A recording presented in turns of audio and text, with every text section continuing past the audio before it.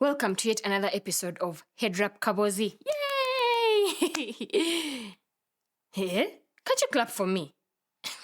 Anyway, if you can't clap, at least leave a clapping emoji in my comments, because the kaboozi that I'm about to give you, it deserves a hand clap.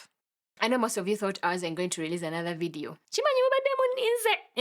Gamugamba, another pilot without a follow-up. Muswade. Because you see, I'm not like AfriCell. I don't give up. I am actually a Westerner. Tetulemelera. Of even when things get tough.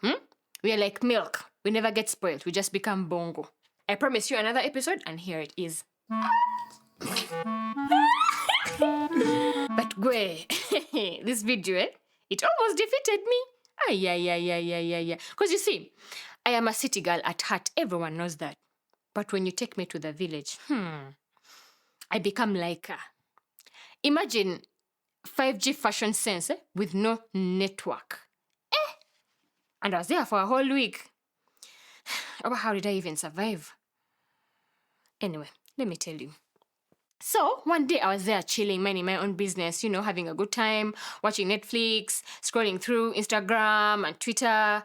And then this unknown number sends me a message. But before I even proceed, guys, if you text someone from an unknown number, the least you can do is introduce yourself. Send your biography and historiography.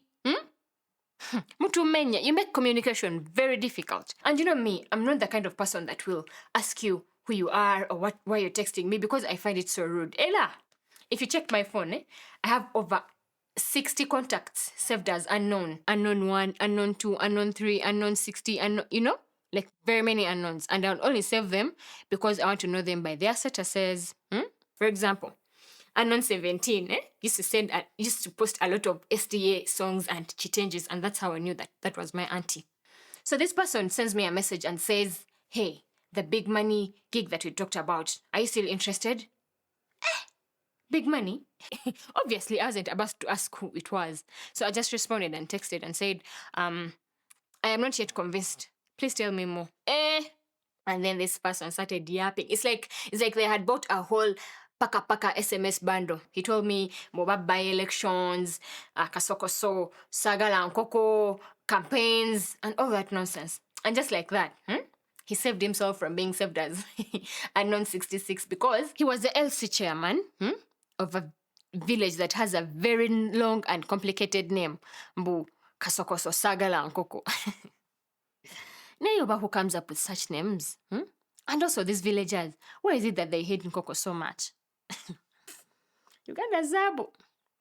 Anyway, so I get this call, and obviously because of the kind of person I am, I want to turn it down. But my city girl powers kick in and knock some sense into my head. I mean, how big is big money? Yeah? In this country, it's only pastors and politicians that put the word big in big money. I wasn't about to let that slide. And besides, the money was so good. I'm not going to tell you how much it was because you might come knocking on my door wanting to collect the balance, but just know it was very good. My main concern, though, about the gig was the fact that I knew nothing about politics, but I accepted the gig anyway.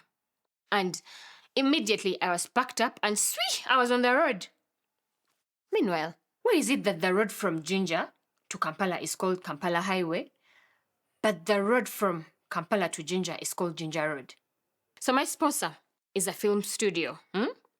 If you're out there and you have a podcast or a film to shoot, but you're struggling with locations, I know how hard that can be. You go to a place and they chase you and they eat your money for free. If you're tired of looking from place to place, just come to Dilstories. They got you. They will build whatever set that you need, be it a hospital or prison or a restaurant, hotel, bedroom, whatever it is that you need, they will build it. And they do it at very affordable rates. So I reach this village and I go straight to the LC chairman and ask him, what gig?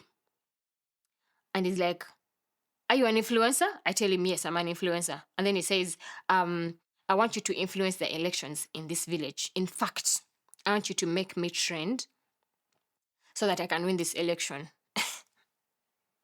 Guys, I've seen gigs, but this one, it wasn't kawa. I just sat there for long, thinking about my life of, why am I even alive? Who bewitched me to a point that I can get such a gig. Influencing in this village where people think TikTok is an app for time. You see, in the city, if you want something to trend, you hire influencers. In the village, if you want something to trend, you hire gossipers. You have to add them kachumbari for whatever gossip you want to move very fast. So I decided to call my auntie because I needed advice of how to make this man trend. And then she told me, you know what, just tomorrow morning, hold his hand, go to the trading center, walk around. This man is like 60 and above. If they see you together, they'll think he's very youthful, and he has just married a young wife, so they'll assume he's the right person for the job. I didn't take that nonsense advice.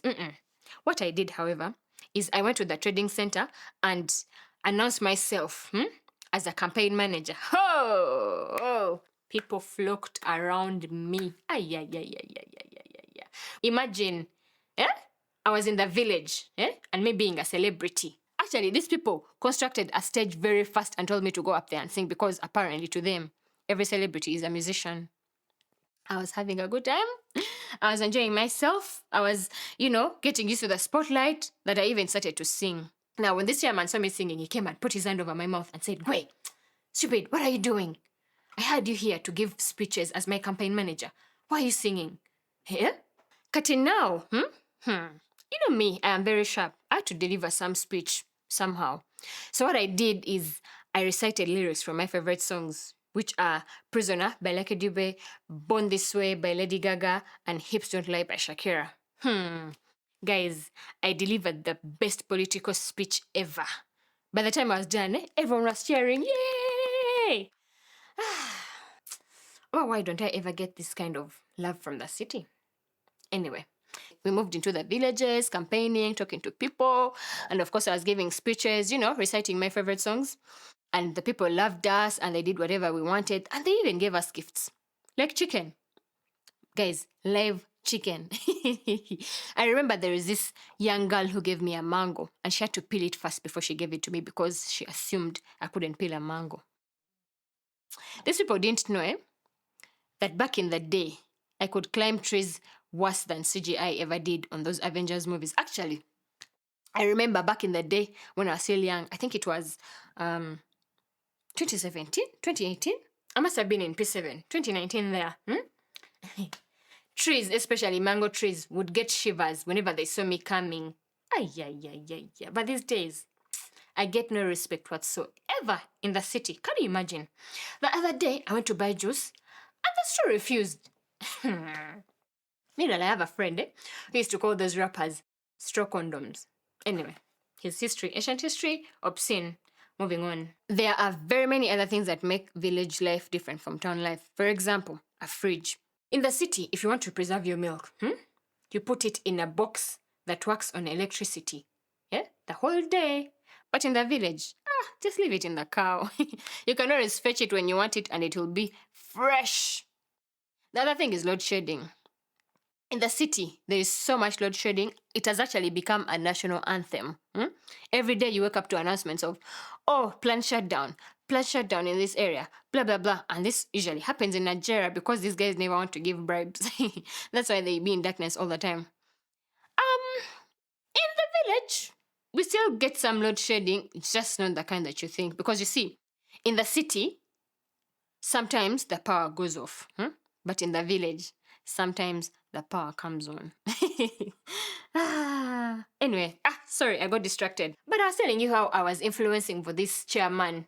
I don't know how I got into village life versus town life. Like I'm moving here and I'm getting married. Anyway. Unfortunately, even after all our hard work of campaigning and all that, this election was over boring. Because, first of all, there was no tear gas. No one was burning Bipira in the middle of the road. There were no threats. Actually, the most shocking bit is this man was running alone, unopposed. As in, he wasn't running with any other person. Now, this is the shocker. At the day of the election, no one showed up to vote. Nobody. I mean, no one. All those centers announced that they were opening voting time at 8 a.m. and no one showed up. No one was there. Not even a single ballot was ticked. Man, this man went unopposed, but he still lost. Can you imagine? Abantu bako. He actually even refused to pay me, saying that apparently I failed to influence for him. I mean, he was right, but also in my defense, abantu bali bamukoye. They never liked him. So anyway, I licked my wounds and decided never to have anything to do with politics. Era, tondetera, I don't want to know. If you can wrap your head around this Kaboozi, please stay tuned. Just subscribe and sit back because I am bringing you more videos of more Chibozi. I mean, there is more from where that Chibozi came from. So, just subscribe, write to us, comment, share, and stay tuned for the next videos. Until then, bye.